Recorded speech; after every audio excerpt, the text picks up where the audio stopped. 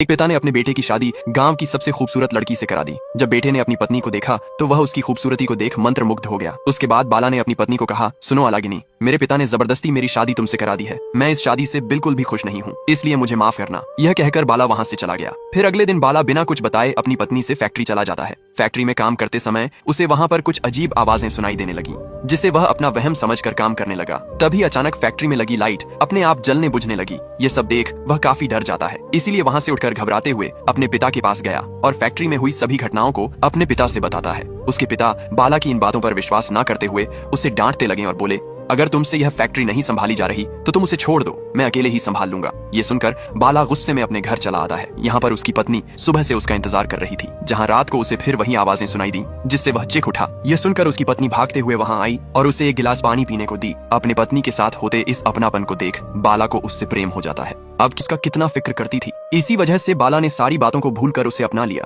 अगली सुबह बाला बिना किसी डर के फिर से फैक्ट्री में काम करने चला जाता है और अपने काम में इतना व्यस्त होने की वजह से उसे खाना खाना भी याद नहीं रहता। उस बीच बाला की पत्नी फैक्ट्री में आकर अपने हाथों से उसे खाना निकाल कर देती है। तभी अचानक फिर से फैक्ट्री की लाइट जलने बुझने लगी, जिसको देख के उसकी पत्नी डर जाती है और जल्दी से बाला को खाना खिलाकर वहाँ से चली गई। थोड़ी देर बाद जब बाला अपना काम कर रहा था तो उसे फिर से वही आवाजें सुनाई देने लगी। इस बार बाला बिना डरे उससे पूछता है कि तुम कौन हो और तुम्हें क्या चाहिए। तब उस जिन्न ने अपनी भयानक आवाज में बाला से कहा कि मैं कौन हूँ इससे कोई फर्क नहीं पड़ता, तुम मुझे आजाद करवाओ तो मैं तुम्हें इतना धन दूंगा कि तुम रातों रात करोड़पति हो जाओगे। उसकी बात सुनकर बाला लालच में आकर उससे पूछता है कि इसके लिए मुझे क्या करना होगा, जिस पर जिन्न ने बताया कि तुम्हें मुझे बस एक बूंद अपनी पत्नी का खून देना होगा। बाला कुछ देर सोचने और विचारने के बाद अपने घर जाता है, जहां उसने अपनी पत्नी को एक दवा खिलाकर उसे बेहोश कर दिया और सुई की मदद से उसके हाथ से एक बूंद खून निकाल लेता है। जिन्न की बातें याद आते ही बाला के अंदर लालच का तूफान उमड़ने लगा, इसलिए बाला ने अपनी पत्नी को एक दवा पिलाकर उसे बेहोश कर दिया। फिर बाला ने अपनी पत्नी के गले से एक पेन निकालकर उसके हाथ से एक बूंद खून ले लिया,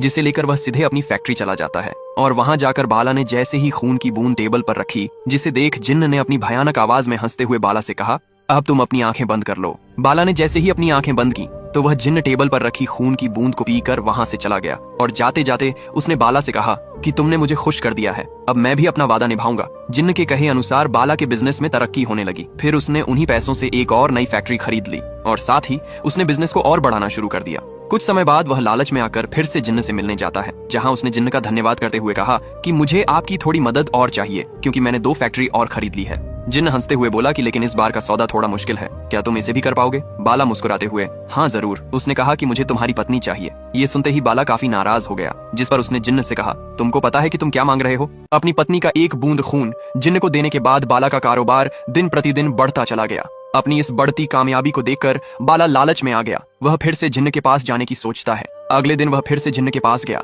लेकिन इस बार जिन्न ने बाला से उसकी पत्नी के खून की जगह उसकी पत्नी को ही मांग लिया, जिसे सुनते ही बाला गुस्से में आकर वहां से चला जाता है। कुछ दिनों तक वह जिन्न को समझाने की कोशिश करता रहा, लेकिन जिन्न कुछ नहीं समझता। इसी बीच सरकार ने पटाखे की कंपनियों पर रोक लगा दिया। ये खबर सुनते ही बाला सदमे में चला गया। फिर बेबसी और गुस्से की हालत में वो सीधा जिन्न से मिलने गया और उसे कहता है कि तुम मेरी पत्नी के अलावा कुछ और मांग लो, मैं तुम्हें देने के लिए तैयार हूँ। तब जिन्न ने उसे अपने जादू से एक झूठी तस्वीरें दिखाकर उससे कहा कि तुम्हारी पत्नी चरित्रहीन है, जिसे देखने के बाद बाला गुस्से में वहां से अपने घर चला आया और अपनी पत्नी से झूठ बोलकर उसे फैक्ट्री ले आता है। थोड़ी देर बाद जिन्न ने उनकी पत्नी पर हमला किया। उसकी पत्नी अपने आप को सच साबित करने के लिए उसे सारी सच्चाई बताई, लेकिन तब तक बहुत देर हो चुकी थी। वह जिन्न अपने भयानक रूप में आकर उनकी पत्नी को अपने साथ लेकर चला जाता है। अपनी पत्नी को खोने का यह अफसोस बाला बर्दाश्त नहीं कर सका और अपनी जान दे दी।